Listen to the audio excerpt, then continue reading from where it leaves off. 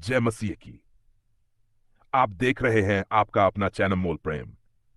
भाइयों और बहनों, आज हम एक ऐसे सवाल पर बात करने जा रहे हैं जो हर एक विश्वासी के दिल में कभी न कभी जरूर उठता है।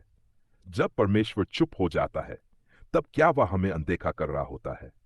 यह विषय बहुत गहरा है, और अगर आप इस वीडियो को पूरा देखेंगे तो आप जान पाएंगे कि परमेश्वर की चुप्पी भी एक योजना है, एक उत्तर है, एक प्रेम है। तो वीडियो को अंत तक जरूर देखें।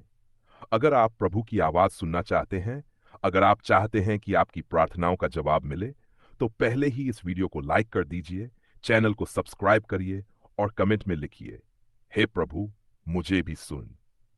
वीडियो के अंत में हम एक गहरी आत्मिक प्रार्थना करने वाले हैं जो आपके जीवन को बदल सकती है। जब परमेश्वर चुप होता है, क्या वह हमें अनदेखा कर रहा है? सबसे पहले हम यह समझें कि परमेश्वर की चुप्पी का मतलब उसकी अनुपस्थिति नहीं है। बाइबल हमें बताती है कि वह कभी न सोने वाला और न झपकी लेने वाला परमेश्वर है। भजन संहिता अध्याय 121 पद 4 में लिखा है, देखो जो इसराइल का रखवाला है, वह न तो ऊंघेगा और न सोएगा। तो जब वह चुप होता है, वह अनुपस्थित नहीं होता। वह केवल उत्तर नहीं दे रहा होता, लेकिन वह देख रहा होता है, वह काम कर रहा होता है।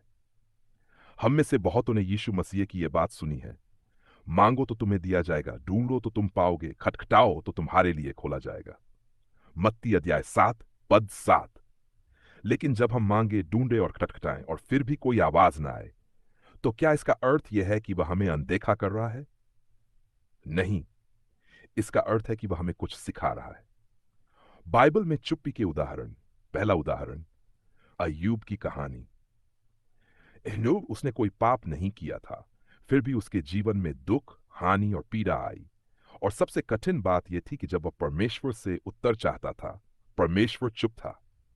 अय्यूब अध्याय 23 पद 8 से 9 में वह कहता है, देखो मैं आगे जाता हूं पर वह वहां नहीं, और पीछे लौटता हूं पर मुझे वह दिखाई नहीं देता। वह बाईं ओर काम करता है पर मैं उसे नहीं देख सकता। वह दाहिनी ओर छिप जाता है पर मैं उसे नहीं देख पाता। परमेश्वर कहाँ था? अय्यूब को नहीं दिख रहा था, लेकिन बाद में परमेश्वर ने उसे दर्शन दिया और उसका जीवन पहले से भी दुगुना आशीषित कर दिया। दूसरा उदाहरण, मरियम और मर्था की कहानी। यूहन्ना अध्याय 11 में हम पढ़ते हैं कि जब लाजर बीमार पड़ा, मर्था और मरियम ने यीशु को संदेश भेजा, लेकिन यीशु तुरंत नहीं आया। वह चुप रहा। उसने 4 दिन बाद आकर लाजर को मृतकों में से जिलाया।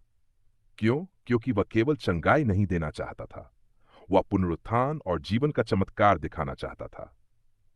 परमेश्वर की चुप्पी के कारण एक हमारी परीक्षा। याकूब अध्याय 1 पद 2 से 4 कहता है, हे मेरे भाइयों, जब तुम नाना प्रकार की परख में पड़ो, तो इसको आनंद की बात समझो, ये जानकर कि तुम्हारे विश्वास का परखा जाना धीरज उत्पन्न करता है।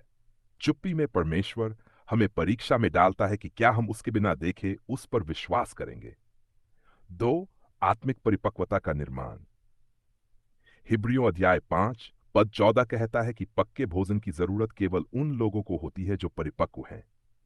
जब हम उत्तर नहीं मिलने पर भी प्रभु से चिपके रहते हैं, तब हमारी आत्मा गहराई में बढ़ती है। 3 परमेश्वर की योजना हमारी योजना से अलग है। यशाया अध्याय 55 पद 8 से 9। क्योंकि मेरे विचार तुम्हारे विचारों से भिन्न हैं और मेरे मार्ग तुम्हारे मार्गों से ऊंचे हैं।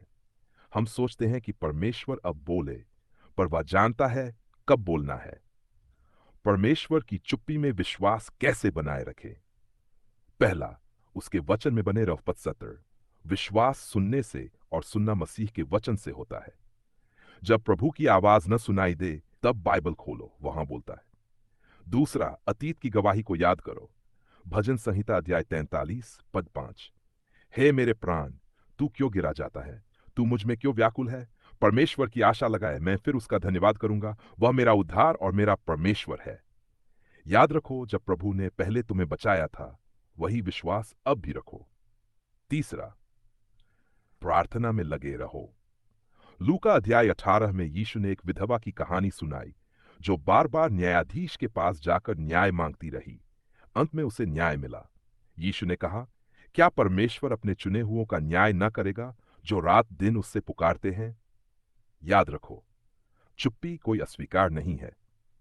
यह प्रशिक्षण हो सकता है, यह समय हो सकता है जब परमेश्वर तुम्हारे लिए कुछ बड़ा तैयार कर रहा है। यीशु ने भी क्रूस पर कहा था, तूने मुझे क्यों छोड़ दिया? मत्ती अध्याय 27 पद 46। पर क्या परमेश्वर ने उसे छोड़ा था? नहीं, यह उसकी योजना का हिस्सा था, पूरी मानव जाति के उद्धार के लिए। तो जब परमेश्वर चुप होता है, वह हमें देख रहा होता है, वह हमारी आत्मा को गढ़ रहा होता है, वह हमारे अंदर विश्वास की गहराई बना रहा होता है। चुप्पी के समय में भी वह काम कर रहा होता है। अब आइए एक साथ प्रार्थना करें। स्वर्गीय पिता, आज हम तेरे वचन से सीखते हैं कि तेरी चुप्पी भी एक उत्तर है। जब तू बोलता नहीं है, तब भी तू उपस्थित है। जब हमें तेरी आवाज सुनाई नहीं देती, तब भी तू हमारी सांसों में, हमारी राहों में काम कर रहा होता है। प्रभु, जो भी तेरा बच्चा इस समय इस वीडियो को देख रहा है और ये सोच रहा है कि तू चुप क्यों है भू, आज उन्हें यह विश्वास दे कि तू उन्हें अनदेखा नहीं कर रहा। तू उनकी हर बात सुन रहा है, उनकी हर आह पर ध्यान दे रहा है। हे प्रभु यीशु, तूने क्रूस पर भी यह सहा, तू हमारे दर्द को जानता है। हमें धीरज दे, विश्वास दे और तेरा वचन पढ़ते समय तेरा चेहरा देखने की समझ दे। हम तुझसे से प्रेम करते हैं प्रभु, और जानते हैं तू चुप रहकर भी हमसे बात कर रहा है। यीशु मसीह के नाम में हम ये प्रार्थना करते हैं, आमीन। अगर आपको ये वीडियो पसंद आया हो तो लाइक जरूर करें, चैनल एसके अनमोल प्रेम को सब्सक्राइब करें और कमेंट में लिखें, मैं विश्वास में मजबूत रहूंगा। आपका दिन शुभ हो। प्रभु आप सबको आशीष दे।